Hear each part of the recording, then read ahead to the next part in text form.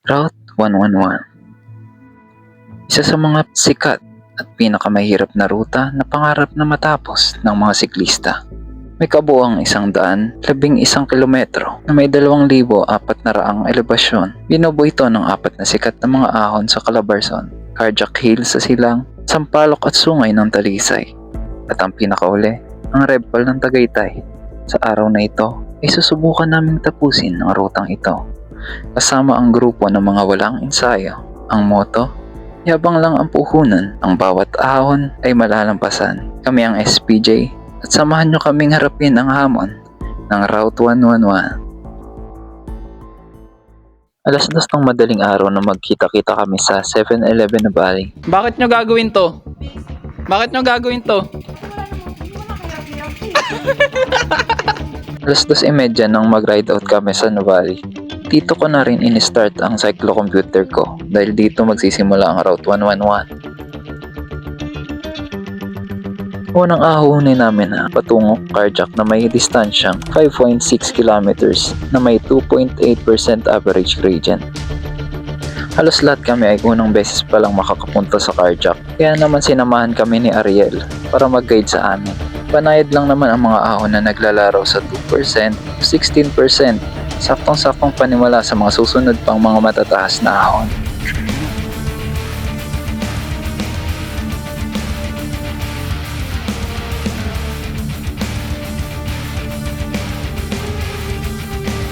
Pagkatapos naming matapos ang ahon sa Cardiac at makapag-regroup, ay dumiretso na kami sa Aguinaldo Highway paakyat ng Tagaytay.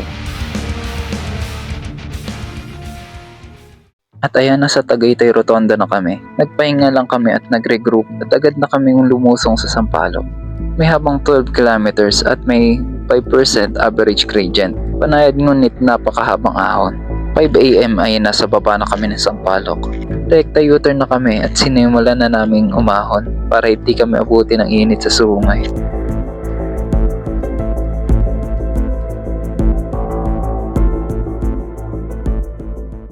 Huminto muna kami sa viewpoint para mag-picture at mag-video.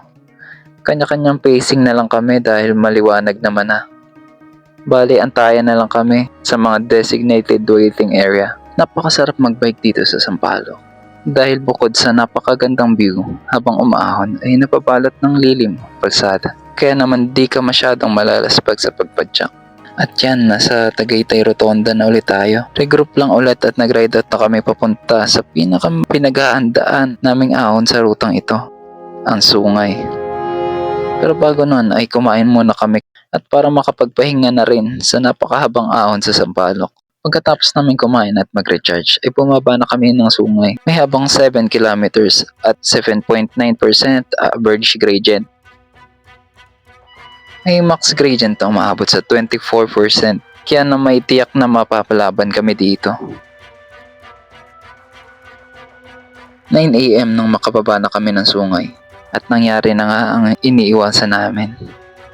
Kaya naman doble ang hirap namin pag-aahon pabalik ng Tagaytay. So ayan, sinimula namin ang pag-aahon paakyat ng Tagaytay. Gaya nga ng inaasahan, pahirapan ng ahon, takpong 4 to 5 kilometers na lang. Kung makikita nyo ay mag-isa na naman ako. Gaya ng dati, kanya-kanyang pacing na lang at mag-aantayan na lang dun sa dulo ng ahon. So ayan, nakapag-regroup na kami. Bali, 7 na lang kaming magpapatuloy patungong Rebpal. Dahil napag-desisyon na ng dalawa naming kasamahan na di na tumuloy sa Rebpal.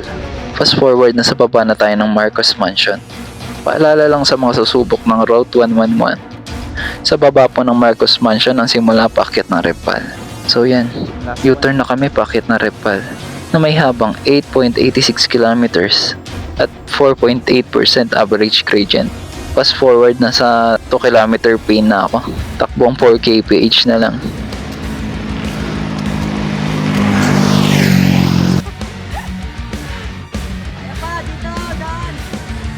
Tagos ka dito! Oo! Bakit? Kumakit ko. Di bali nang huli ka akin! Panay-panay. Masasagad kaya ha? Bomba sir! Bomba!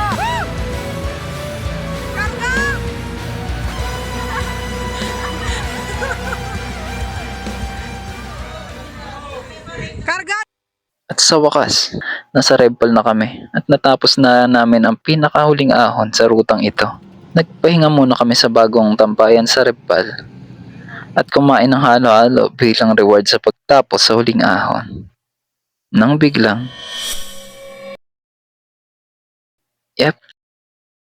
namali kami ng daan paakyat ng Tagaytay. Pagkatapos namin magpahinga, may panghihinayang man ay nag-ride out na kami papuntang Tagaytay, Santa Rosa Road para kompletuhin ang Route 111 pababa ng Nuvali. And finally, nasa Nuvali na kami para tapusin ang ride na ito. Bigo man kaming masunod ang ruta, ay malugod pa rin namin ipinagpapasalamat na natapos namin at nakauwi kaming lahat ng ligtas. Maraming salamat sa mga sumama sa ride na ito. Kila Ligala, Ariel, Sir Randy, at Sir Michael. So ayan, dito ko natatapusin ang video. This is LD, and we are SBJ. See you next ride.